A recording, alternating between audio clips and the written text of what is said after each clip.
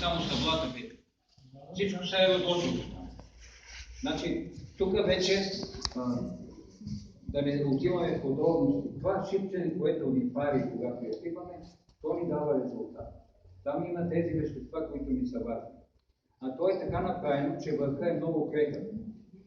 Едното е от кварц, другото е от силица. И само да го пипнем и то се чупи и изтича от него течността, която пари. Но ние тази течност и заедно с листната маса я вземаме за основа. Така, значи, младите, които искаме по-бързо да реагират, правим това нещо. Там, където корените са слаби, изкопаваме дупка, заваряме една кофа без дъно и я пълним поне на един месец 3 пъти с течен дъл. Като хубаво е, ако месото е много засушено, отседливо, най-напред да я напълним с вода, водата да направи каналите до корените. Там са минали червите дъждовни, има каналчета, има капилярни съдове, които стигат до повърхността, като водата ще мине и после това много бързо ще стигне до корените. Течно. Така, втората група е по-проблемна. Това са растенията, които вече са в възраст. С тях също работиме внимателно и точно. На някой много малка е нашата намеса. Малко резидба, намаляване на водача. Доказано е, че не е нужно това, което в миналото беше препоръчано от лощарите. Всички сливи, ябълки, череши трябва да имат водач. Това се нарича този средния клон. Не е нужно. Доказва се, че не е нужно. Спокойно, дървото може да го разположите хоризонтално, като вие насочвате клоните там, където има място за тях. Загъстяваме дърветата в реда, разширяваме малко междуредията. И спокойно може да пуснем в междуредията клоните на ябълки, на сливи, да имат въздух, да имат светлина, да растат. Може ли да се помни? Да. От кога нататък едно дърво е възрастно? В смисъл... Значи, зависи от младите са ясни въпроси. Да. Има ябълки, които на 25 години плододават. Значи, границата на младите е до 10 години.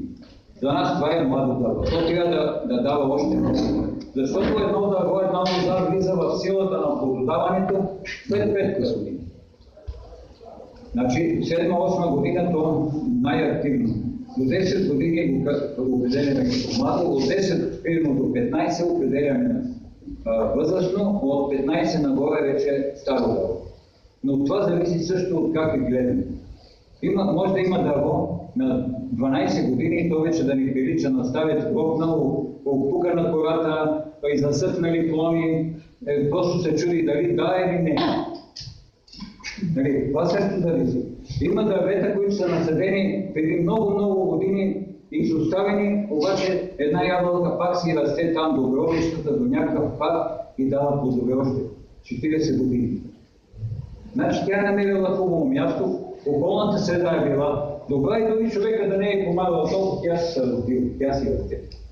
Защото в някои случаи до сега на практика, в много случаи нашата намеса не беше да помагаме, в много случаи беше, че вредим нашата работа.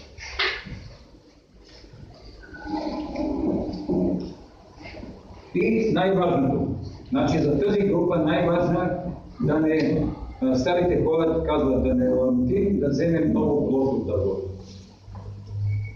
Икономисваме, махаме зарвази, хвърляме ги просто в компоста, оставяме малко, колко дървото да може да ги отгледа. Ако ние така правим още от младите години, дървото ще бъде по-добро. По-малка намеса. Значи тук в последната група, след като сме направили всичко, което се изисква, даваме срок на това дърво 2 години. Или ще го бъде, или няма да го бъде. Значи, не е страшно, че след 2 години то ще ни покаже, че вече не може да и ние го махнем, изкореняваме. Важно е след него тия поне 2 да насадим много. Значи принцип е такъв: едно унищожено дърво, 2 нови.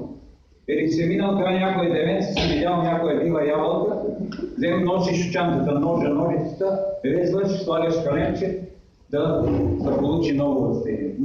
Всеко село в миналото имаше по един дядо, който не е по един, сигурно някой, който се носеше тълбичката в една котила общарската замазка, каленчета и върви по край дерето, къде пасеха козите на времето и гледай, поизчисти го, пореже го, този ние след няколко дни гледаме, че плод има там. Със съжаление, вече